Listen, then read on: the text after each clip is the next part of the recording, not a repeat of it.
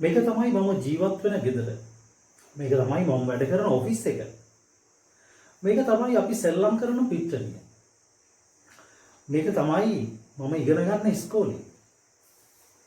මේ තමයි අපි දෙන්න හමු වුණ නගරය. මේක තමයි අපි දෙන්න වෙන් වුණ නගරය. මේක තමයි අපි හැමදාම හමු වෙන පාක් එක. දැන් ඔය වගේ අදහසක් ඉංග්‍රීසියෙන් කියන්න ඔයාලට පුළුවන්ද? එහෙම පුහුණුවක් ඔයා අරගෙන තියනවාද? එහෙනම් මේ වීඩියෝ එකෙන් ඔයා ඉගෙන ගන්න යන්නේ කොහොමද ඒ වගේ අදහසක් අපි ඉංග්‍රීසියෙන් කියන්නේ කියලා.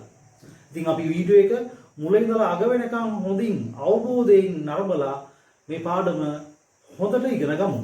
right. එහෙනම් ඔයාලට කියන්න ඕනේ නම් මේක තමයි මම වැඩ කරන ඔෆිස් එක. මේක තමයි ඔෆිස් එක. This is the office. This is the office. ඊට පස්සේ මේක තමයි මම වැඩ කරන ඔෆිස් එක කියලානේ කියන්න ඕනේ. දැන් අපි මුලින් හැදුවේ මේක තමයි ඔෆිස් එක. This is the office. දැන් ඔෆිස් එක කියන්නේ ස්ථානයක්. අනේ ස්ථානයේ ගාවට දාන්න ඕනේ මෙතනදී where කියන වචනේ. Where. This is the office where. ඊට පස්සේ මම වැඩ කරනවා I work.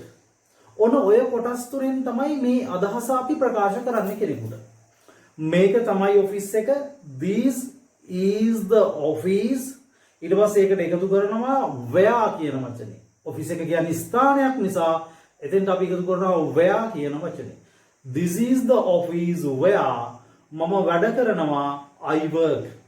එහෙනම් ඔය කොටස් තුන එකට කරපුවාම මේක තමයි මම වැඩ කරන ඔෆිස් එක කියන අදහස අපිට ඉංග්‍රීසියෙන් හදා ගන්න පුළුවන්.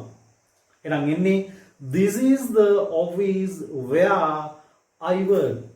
සමහර වෙලාවට ඔයාගේ යාළුවෙක් එක්ක හරි පවුලේ කෙනෙක් එක්ක හරි කොහේ හරි යද්දී ඔයා වැඩ කරන ඔෆිස් එක පහු කරයි යනවා. ඉතින් ඔෆිස් එක දකිද්දී ඔයා කියනවා මේ තමයි මම වැඩ කරන ඔෆිස් එක. This is the office where I work. දැන් අපිට මෙහෙම අදහසක් කියන්න පුළුවන් නේ මේක තමයි මම ඉගෙන ගන්න ඉස්කෝලේ. දැන් පාසල් යන දරුවෙක් එයාගේ වෙනත් පාසලක දරුවෙක් එක්ක එයා ඉගෙන ගන්න පාසල ගාවී යද්දි කියනවා මේක තමයි මම ඉගෙන ගන්න ඉස්කෝලේ. මේක තමයි ඉස්කෝලේ. කලින් කිව්වේ මේක තමයි ඔෆිස් එක කියලා. දැන් කියන්නේ මේක තමයි ඉස්කෝලේ. මේක තමයි පාසල. This is the school. ඊට පස්සේ ස්කූල් කියන වචනේ ගාවට ඒක ස්ථානයක් නිසා අපි දානවා where. This is the school where. මම ඉගෙන ගන්නවා I study. This is the school where I study. This is the school where I study. මේක තමයි මම ඉගෙන ගන්න පාසල. හරි සරල දෙයක් තියෙන්නේ. අර කලින් එක්සැම්පල් එකේ තිබුණේ this is the office. දැන් මේකේ තියෙන්නේ this is the school. කලින් එකෙත් where තිබුණා මේකෙත් where එනවා. ඒතර කලින් එකේ තිබුණේ I work දැන් තියෙන්නේ I study. වචන දෙකයි වෙනස් වෙලා තියෙන්නේ. This is the office තිබ්බ තැනට දැන් ඇවිල්ලා තියෙනවා this is the school. where එකේ හැම මේනවා. ඊට පස්සේ I work කියලා කිව්ව තැනේ work කියන වචන වෙනුවට study කියන වචනේ පාවිච්චි කරනවා. හරිම සරලයි. ඔයාලට ස්ක්‍රීන් එකේ දකින්න පුළුවන් මේ වාක්‍යය මම දානවා. එහෙනම් ඔයාලට කියන්න පුළුවන් this is the school where I study. සමහරවිට අපි මෙහෙම කියනවානේ මේ තමයි අපි සෙල්ලම් කරන ග්‍රවුන්ඩ් එක. මේක තමයි අපි සෙල්ලම් කරන ග්‍රවුන්ඩ් එක. දැන් මේක තමයි ග්‍රවුන්ඩ් එක. කලින් කිව්වා මේක තමයි ඔෆිස් එක. මේක තමයි ඉස්කෝලේ. දැන් මේක තමයි ග්‍රවුන්ඩ් එක. This is the playground. This is the playground. Where අපි සෙල්ලම් කරනවා we play. This is the playground where we play. ඔයාගේ හිතවතෙක් යාළුවෙක් එක්ක පාරේ යද්දී ඔයාලා සෙල්ලම් කරන ග්‍රවුන්ඩ් එක ගාවි යද්දී ඔයා කියනවා ඒ ග්‍රවුන්ඩ් එක පෙන්ලා මේක තමයි අපි සෙල්ලම් කරන ග්‍රවුන්ඩ් එක. This is the playground where we play. ඔයාගේ ගෙදරට කෙනෙක් එක්ක එනවා. ගෙදරට ඇතුල් වෙන තැනදී ඔයා කියනවා මේ තමයි මම ජීවත් වෙන ගෙදර. ඕකේ ඔයාගේ හිතවතෙක් පළවෙනි වතාවට ඔයාගේ ගෙදරට එක්ක එනවා. එතකොට ඔයා පෙන්ලා කියනවා ඔයාගේ ගෙදර පෙන්ලා කියනවා මේ තමයි මම ජීවත් වෙන ගෙදර. මේ තමයි ගෙදර. This is the house. Where මම ජීවත් වෙනවා. I live. This is the house where I live. This is the house. මේක තමයි ගෙදර. This is the house. ඒකට එකතු කරන්න කිව්වා where. මම ජීවත් වෙනවා. I live. This is the house where I live. දැන් මම උදාහරණ හතරක් කියලා දුන්නා ඔයාලට. මුලින්ම කියලා දුන්නා මේක තමයි මම වැඩ කරන ඔෆිස් එක. This is the office. ඒකට එකතු කරන්න කිව්වා where. ඊට පස්සේ I work. This is the office where I work. ඊට පස්සේ මම ඔයාලට ගන්න කිව්වා මේක තමයි මම ඉගෙන ගන්න පාසල.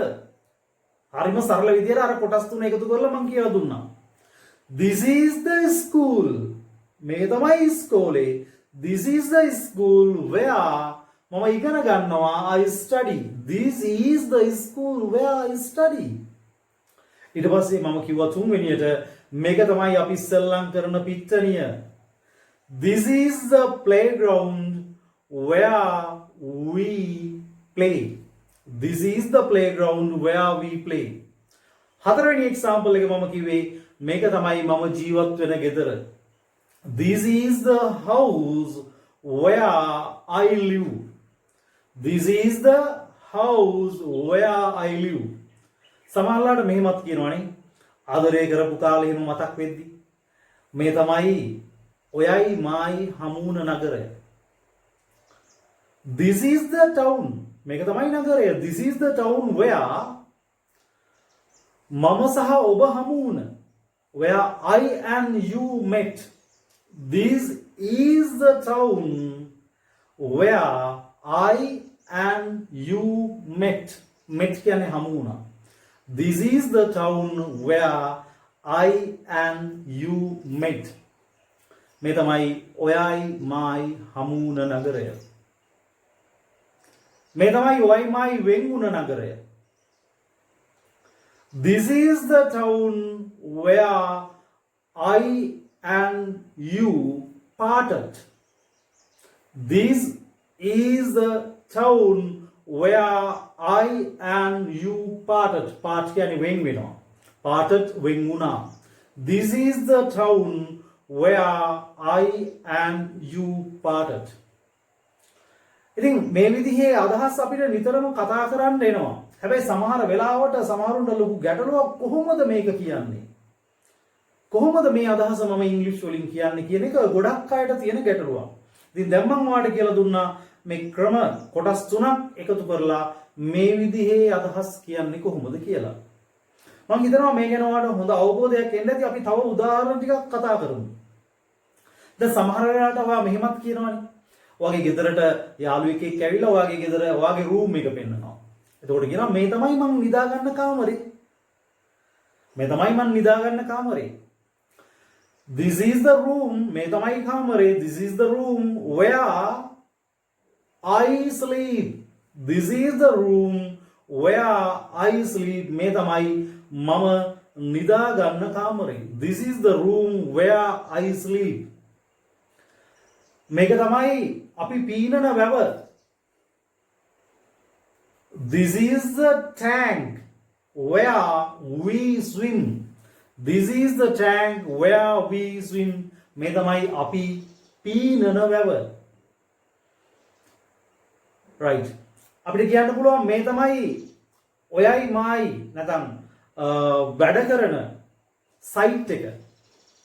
This is the site where I and you work. වැඩපළ. සමහරට මෙහෙමත් කියනවා. මේක තමයි ඔහු සහ ඇය හමු වෙන උද්‍යානය. This is the park where he and she meet. This is the park where he and she meet. මේ තමයි ඔහු සහ ඇය හමු වෙන උද්‍යානයේ පාක් එක. This is the park where he and she meet. Right? Then සමහරවිට අපි මෙහෙමත් කියනවා. මේ තමයි මම ඉපදුන ගම. මම ඉපදුන ගම තමයි මේක. This is the village. මේ තමයි ගම where I was born. This is the village where I was born. මේ තමයි මම ඉපදුන ගම. සමහරවිට අපි මෙහෙමත් කියනවානේ මේ තමයි මම ඉපදුන රට. හැබැයි සමහර විට පළමුවත් මව් රට, දෙවනුවත් මව් රට, තෙවනුවත් මගේ රට, මව් රට එහෙම කියලා රට විනාශ කරපු කට්ටිය අපි අවංකවම සමහර අය කියනවා මේ තමයි මම ඉපදුන රට. රටට ගොඩක් ආදරෙයි අපි. This is the country where I was born.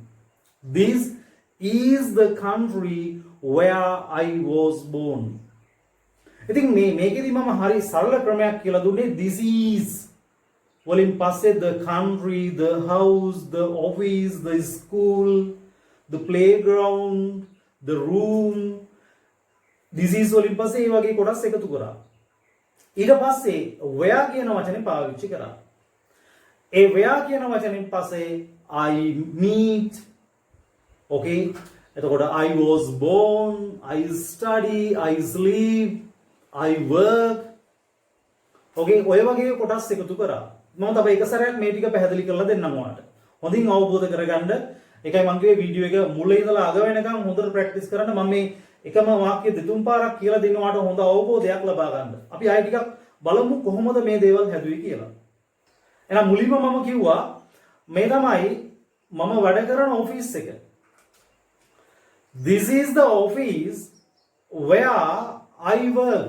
This is the office, මේ තමයි ඔෆිස් එක. ඒකට එකතු කරා where මම වැඩ කරනවා I work. This is the office where I work. මේක තමයි මම ඉගෙන ගන්න පාසල. This is the school where I study. This is the school where I study. මේක තමයි අපි සෙල්ලම් කරන පිට්ටනිය. This is the playground where we play. This is the playground where we play. මේ තමයි මං ජීවත් වෙන ගෙදර. This is the house where I live. මේ තමයි මම නිදා ගන්න කාමරේ. This is the room where I sleep. මේ තමයි ඔයයි මායි හමුුණ නගරය. This is the town where I and you met. මේ තමයි ඔයයි මායි වෙන්ුණ නගරය. This is the town where I and you parted. මේ තමයි අපි පීනන වැව. This is the tank where we swim. මේ තමයි මම ඉපදුන ගම. This is the village where I was born. මේ තමයි මම ඉපදුන රට. This is the country where I was born. ඉතින් මම කීප වතාවක් මේ දේවල් පැහැදිලි කරලා දුන්නා. ඒ හැම වතාවකම ඔයා හොඳින් ප්‍රැක්ටිස් කරන්න, හොඳින් පුහුණු වීම කරන්න. පුහුණුව තමයි මේවා කතා කරන්න ඉතාම වැදගත් වෙන්නේ. බොහෝ වෙලාවට අපිට හිතෙනවා අනේ මේවා කියන කතා කරන්න හරි අමාරු වෙති කියලා. ඒත් මම මේ කියලා දීපු ක්‍රමයට ඔයා පුහුණු වෙනවා නම්, ඔයා ප්‍රැක්ටිස් කරනවා නම් මේ දේවල් කතා කරන එක ඉතාමත්ම සරලයි. right? ඉතින් අපි තවත් මේ වගේම ප්‍රායෝගිකව අපිට ලේසියෙන් ඉංග්‍රීසි කතා කරන්න පුළුවන් සරල ක්‍රමයක් එක්ක ආයෙත් හම්බෙමු. So goodbye.